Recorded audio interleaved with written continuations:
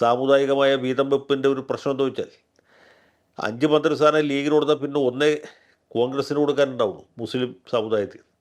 അങ്ങനെ വന്ന സീറ്റ് വയനാട്ടിൽ നിന്നുള്ള മെമ്പർ എന്നുള്ള നിലയ്ക്കും പിന്നെ ഉമ്മൻ സാറിൻ്റെ ഗ്രൂപ്പ് പ്രതിയായിരുന്ന ആൾ എന്നുള്ള നിലയ്ക്ക് ഇപ്പോൾ കെ സി വേണുഗോപാലിൻ്റെ സിൽബന്തി എന്നുള്ള നിലയ്ക്കും സിദ്ദിഖ് പിടിച്ചു വാങ്ങിച്ചു. അപ്പോൾ അതുകൊണ്ട് പിന്നെ ഷാനിമോളെ അക്കോമഡേറ്റ് ചെയ്യാനൊരു പൊസിഷൻ ഇല്ലാണ്ട് തോന്നുന്നു. അതാണ് അവരെ ഇവിടെ ഡെപ്യൂട്ടി സ്പീക്കറായിട്ട് എടുത്തിട്ട് വന്നത്. സത്യത്തിലൊരു വനിതാ ശിശുക്ഷേമ വകുപ്പ് അല്ലെങ്കിൽ കുറച്ചുകൂടി കാതലുള്ളൊരു വകുപ്പ് അവർക്ക് കൊടുക്കാൻ പറ്റും. അപ്പോൾ ഇങ്ങനെ പല പ്രശ്നങ്ങളും ഉണ്ടായിട്ട് ഇപ്പോൾ വി ടി ബലറാമിന് മന്ത്രിസ്ഥാനം കിട്ടിയിട്ടില്ല. മാത്യു കുഴൽനാടൻ വലിയ ഭരണഘടനാ പണ്ഡിതനാണ്, പക്ഷേ അദ്ദേഹത്തിന് അക്കോമഡേറ്റ് ചെയ്യാൻ പറ്റിയിട്ടില്ല.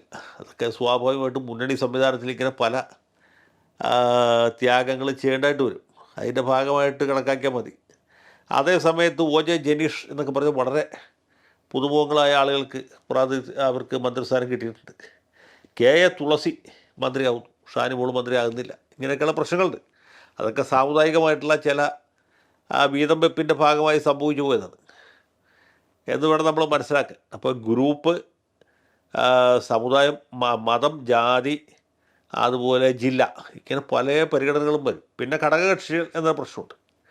ഇപ്പോൾ ഈ ഘടകകക്ഷിയിൽ നിന്നാണ് ക്രിസ്ത്യൻ വിഭാഗത്തിൽപ്പെട്ട മന്ത്രിമാർ ഭൂരിപക്ഷം പേര് വന്നിട്ടില്ല. ഉദാഹരണത്തിന് സി പി ജോൺ അങ്ങനെ കുർബാനയും കുമ്പസാരം കുന്തിരിക്കും ഇല്ലാത്ത ആളാണ്. എന്നാലും അല്ലാതെ പേര് ജോൺ എന്നാണല്ലോ, അതുകൊണ്ട് ആ പള്ളിയിലെ പുള്ളി ഇരുത്താൻ പറ്റും.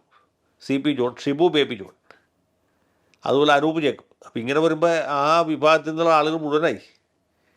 പിന്നെ ഇപ്പുറത്തു നിന്ന് എത്ര പേർക്ക് കൊടുക്കാൻ പറ്റും? സണ്ണി ജോസഫ് KPC പ്രസിഡൻ്റാണ്, അദ്ദേഹത്തെ എവിടെയെങ്കിലും എടുത്തട്ടെ. അപ്പോൾ ഒരു മന്ത്രി, അടുത്ത ഒരു മന്ത്രി റോജി എം ജോൺ. കാരണം ഉന്നത വിദ്യാഭ്യാസ വകുപ്പ് വാങ്ങിച്ചേക്കുന്നത് ഈ സിറിയൻ കത്തോലിക്ക ബിഷപ്പുമാരുടെ താല്പര്യപ്രകാരമാണ്. അപ്പോൾ അവർക്ക് ആ വിഭാഗത്തിൽപ്പെട്ട ഒരാളെ ആ പോർട്ട്ഫോളിയോയിൽ ഇരുത്തണം.